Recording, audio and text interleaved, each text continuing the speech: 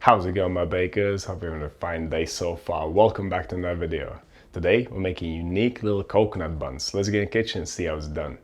Coconut buns, also known as cocktail buns, are a common bakery item in Hong Kong. They are little elongated breads filled with a coconut filling and decorated with a distinct design of lines at either end. There are a couple of theories for the origin of their name. One being that the baker just threw together some old dough and some random ingredients like in a cocktail to create these buns. The second theory says that the design of the bun resembles a chicken's butt. That's why it's called a cocktail bun. Either way, they are super soft and delicious, and that is all that matters. So let's get right to it and let's see what we need to make these things. For the dough, we'll need some white bread flour, coconut milk, an egg, some yeast, salt, butter, and sugar. And instead of coconut milk, you could use regular milk, but it will taste more coconutty with coconut milk. When it comes to the filling, we'll need some desiccated coconut, some butter, vanilla paste or vanilla essence, an egg, and some sugar. We'll need to make a paste for drawing the lines on the buns. It consists of white bread flour, icing sugar, and softened butter. We'll also use an egg for glazing the buns before we bake them, and some sesame seeds for decoration. When it comes to the equipment, we'll need a large baking tray with non-stick paper, a bowl, scales, a dough scraper, a temperature probe, a brush, a spatula, a whisk, a small pan for cooking the roux, and a piping bag for drawing the lines on the buns. You really can't do the lines without a piping bag. Alternatively, you could just make the buns without the lines. After all, they're only there for looks. Okay, so to give the buns a super soft texture, we'll start by making a tang zhong, or a roux. It is a mix of flour and water, which is cooked to a gluey consistency. It'll take around 3 to 4 minutes on high heat. Whisk the mix continuously to avoid any lumps from forming. Once it becomes all thick and gluey, it's ready. Take it off the heat and pour it into a bowl. To get a consistent result, we must replace the evaporated liquid. So weigh the cooked tang zhong and then top it up with some more coconut milk. This needs to be left to cool down now. But to make our job easier down the line, we'll mix in a few more ingredients here. Add the salt, the sugar, and the butter to the tang zhong, and then whisk it until it's nice and smooth. Now cover it up and leave it to cool down. At room temperature will take around 2 to 3 hours. I put my bowl in the freezer to speed up the process. It took no more than 20 minutes to cool down. Okay, whilst the roux is cooling, we can continue by making the filling. In a large bowl, combine the sugar, the egg, the vanilla paste, the melted butter, and then give it a good whisking to dissolve the sugar. Finally, add the desiccated coconut and mix until there's no dry coconut left. Once the filling's fully mixed, leave it in the fridge to cool down for around 30 minutes, because right now it's a little bit too soggy to handle. Whilst the filling is cooling, we can make the paste for the topping. Combine the icing sugar and the flour in a small bowl and whisk them together. Then add the softened butter and mix it to a smooth paste. I thought that my whisk would be a good tool for this, but I was wrong. I started off with a whisk and I switched to a spatula. Whichever tool you use, be sure there are no lumps left in the mix. Once it's ready, transfer the paste to a piping bag, tie it up and leave it on the side. Do not refrigerate it, otherwise it will become too hard. Okay, once the half-hour timer is over, we can move on to dividing the filling. We're making 8 buns, so you want to divide the filling into 8 equal pieces. After dividing, shape the filling into a little sausage or cylinder shape. It should look something like this.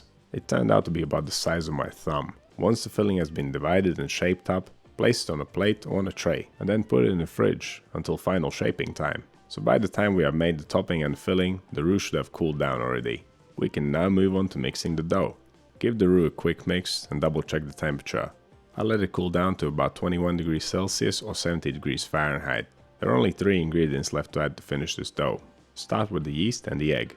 Add them to the roux and then whisk them in. You want to try and dissolve the yeast. Once you're happy with the mix, add the final ingredient, the white bread flour. Then grab your dough scraper and mix it to the dough. This dough will not be very sticky, it will be very easy to handle. We're aiming for final dough temperature of around 23 to 24 degrees Celsius, which is 73 to 75 degrees Fahrenheit. If your dough turns out warmer, it will ferment more rapidly. If it's cooler, it will take longer. Adjust the fermentation times up and down as needed. Bulk fermentation will take around an hour and a half to 2 hours, and it will be punctuated with one fold halfway through. So I'll cover the dough, let it ferment for around 45 minutes, and then give it a fold. Folding will ensure that the dough is nice and strong and that it's nice and smooth. It'll make it easier to work with later down the line, and it will also distribute the temperature evenly throughout the dough, making it ferment more evenly. To perform the fold, give the dough a light dusting of flour, drop it out on the table with the smooth side down, flatten it out, then fold the edge whilst going around in a circle to reach point where it started. Then flip it smooth side up again, tighten it against the table, and that's the fold done. Place it back into the bowl and leave it to ferment for another 45 minutes. Now it should really start puffing up. Once the timer is up and the dough looks nice and puffy, we can move on to dividing it and pre-shaping it. Dust the dough with flour, weigh it, and then divide it into 8 equal pieces. The pre-shaping step will ensure that all the buns turn out nice and even and smooth. We're going to turn these random pieces of dough into nice smooth dough balls. And the pre-shaping step works exactly the same as the fold which we performed earlier. So you want to flatten the dough, fold it over itself whilst going around in a circle to reach point where you started. After pre-shaping, cover up the dough balls and leave them to rest for 30 minutes. During this time the gluten will relax and make the final shaping job far easier. To perform the final shaping, once again dust dough balls with flour, pick up one dough ball, place it on the table with the smooth side down, flatten it out by hand, and then gently roll it out to an oval shape. Place it horizontally in front of you, then take a piece of filling and place it in the middle of the dough. And now pick up the dough and wrap it around the filling. You want to envelop the filling completely, and then pinch the seam together. And that is how you shape a cocktail bun. Pretty simple, right? Place the buns evenly spaced out on your baking tray, cover them up, leave them to proof for around an hour and a half to 2 hours. The filling is cold, so it slows down fermentation. That's why the final proof is so long. You can of course place the tray in a warm area to speed it up. Switch the oven on towards the very end of the final proof. To 160 Celsius, 320 Fahrenheit, fan on. And that'll be 180 Celsius or 355 Fahrenheit, fan off. To make the crust extra rich and dark, we'll give the buns the double glaze treatment. So brush them with egg, leave them to dry for 5 minutes, and then brush them again. Next, take the piping bag with the paste, snip off the very end of it, and then squeeze 2 lines of paste on each bun. And last but not least, sprinkle some sesame seeds on top to complete the look. And these bad boys are finally ready for the oven. So let's get them in there. They'll take around 25 minutes to fully bake. Of course in your oven it may take longer, may take less time, just keep an eye on the crust.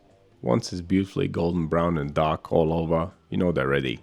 As a last minute thing, I decided to give the buns a sugar glaze once they came out of the oven.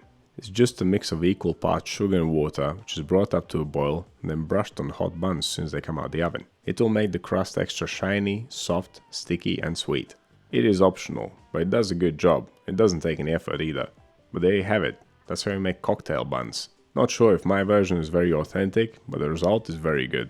They look super cute, they smell great, they're nice and soft, and they are full of delicious coconut flavor.